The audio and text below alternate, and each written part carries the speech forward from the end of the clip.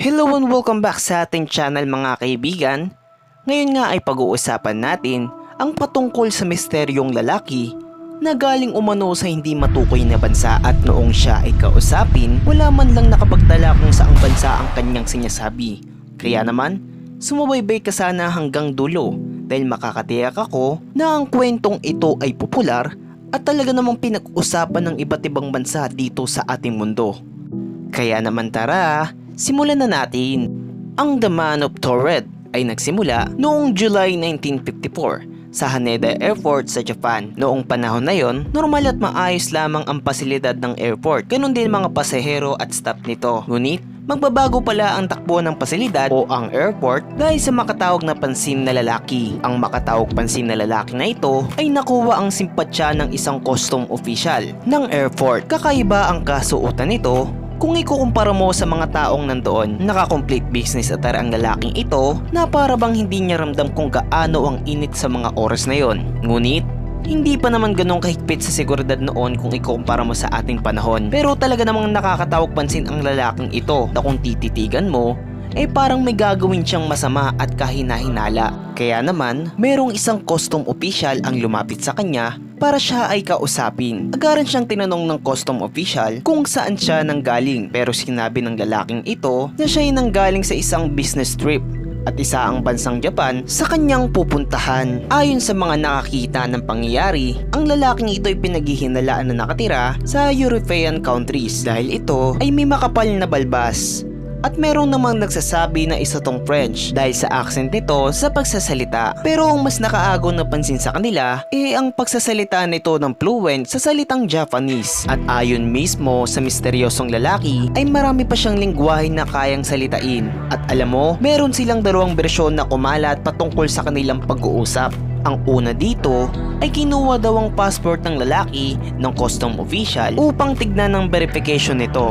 At sa una niyang pagtingin ay tunay naman daw ito. Ngunit ang pinaka nakapagtaka sa custom official na ito ay nung silipin niya ang lugar kung saan ito nagbula dahil ang bansang nakalagay kasi sa kanyang passport ay nagngangalang Tauret. Sa pangalawang bersyon naman nung tanungin ng custom official ang misteryosong lalaki kung saang bansa siya nagmula. Ngunit ang sagot niya ay katulad ng nakalagay sa kanyang passport, ang bansang Tauret. Dito na pumasok ang konklusyon ng opisyal sa pagsagot ng lalaki sa kanyang kinabibilangan na bansa dahil wala naman daw bansang Tauret. Kaya naman, ang ginawa ng lalaki, ipinakita niya mismo ang passport niya sa opisyal bilang patunay na nagsasabi siya ng totoo na siya talaga ay taga Tauret. Kaya naman, ang ginawa ng lalaki, ipinakita niya mismo ang passport niya sa opisyal bilang patunay na nagsasabi siya talaga ng totoo na siya talaga ay taga Tauret.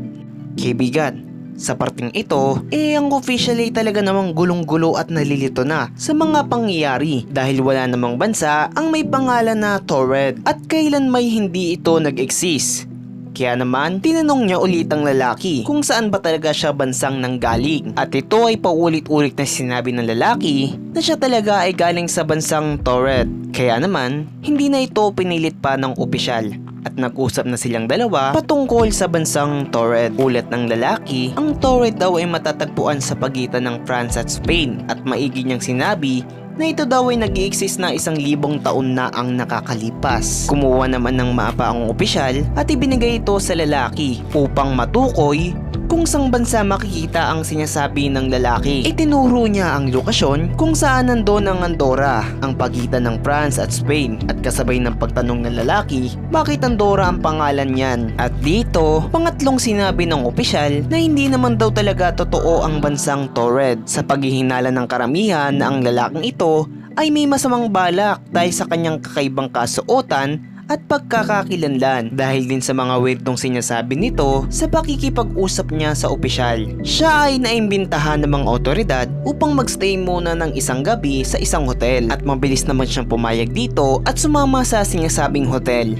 Sa kanyang pagpunta sa hotel ay siya ding pagtuloy ng pag-iimbestiga upang malaman din kung saan ba talaga ang bansang kanyang kinabibilangan at kung ano nga ba ang totoo niyang pagkatao. Alam mo, para masiguridad na hindi ito makakatakas sa kanyang tinutuluyan na hotel, nilagyan pa ito ng 2 gwardya sa nag-iisang pinto nito papalabas. Sa oras na to, nagpapahinga na ang misteryosong lalaki sa hotel at dito rin nagsimula mag-imbestiga ang mga otoridad sa isang pagpupulong. Pinag-usapan nila ang mga impormasyong binigay sa kanila ng lalaki. Kasama nga sa napag-usapan ay ang hotel na tinuluyan ng lalaki para sa isang business meeting at ang company na pinapasukan niyang trabaho. Nang kausapin naman ng mga otoridad ang staff ng hotel, tinanong nila kung ang pangalan ng lalaking ito ay nag-check-in mismo sa kanilang hotel at maigi namang itong tinanggi ng hotel staff. Nagtungo naman sila sa kumpanyang sinasabi ng lalaki sa kanila. Kinausap ng otoridad ang isang admin ng kumpanya na kung doon nga ba natatrabaho ang misteryosong lalaki. Ngunit tinanggi nila ang bagay na ito at sinabi na kahit ang ngalan ng lalaki ay hindi nila kilala o hindi sa kanila pamilyar. Pagkatapos ng ginawa nilang investigasyon patungkol sa lalaki, iniisip ng mga otoridad na ito ay isang kriminal o may katransaksyon na ginagawang iligal. Kaya naman, dali-dali silang pumunta sa lalaki sa hotel kung saan ito nagpapahinga upang tanungin at kumalap ng mga impormasyong patungkol sa kanya. Kaya naman, nang dumating ang oras na buksan nila ang pinto kung saan nandun ang lalaki, laking gulat nila at ganun din ang 2 nagbabantay na gwardya sa kanyang pinto.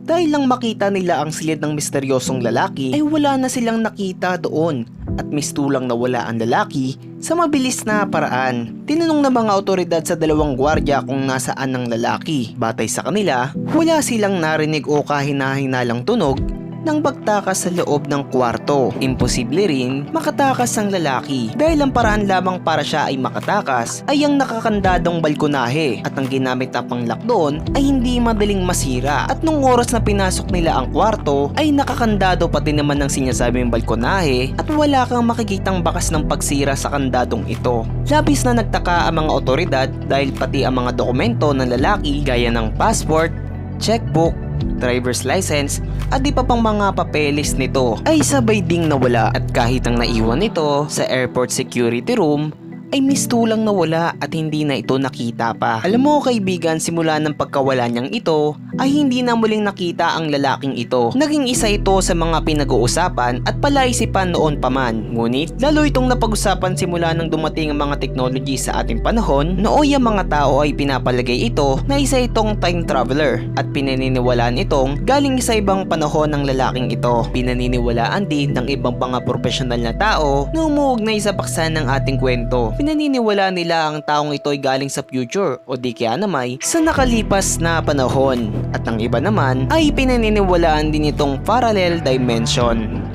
Kayo, ano sa tingin nyo ang totoong nangyari sa lalaking ito? Isa ba itong time traveler o isang great escape lamang? Maaari mo bang makomment yan sa ating comment section at babasahin natin yan isa-isa? Ibahagi nyo ang inyong teorya patungkol dito. At kung sakaling magustuhan mo ang ganitong usapin, maaari ko bang mahingi ang iyong suporta para sa ating channel sa pag-click lamang ng like and subscribe button ay malaking tulong na ito para sa ating channel.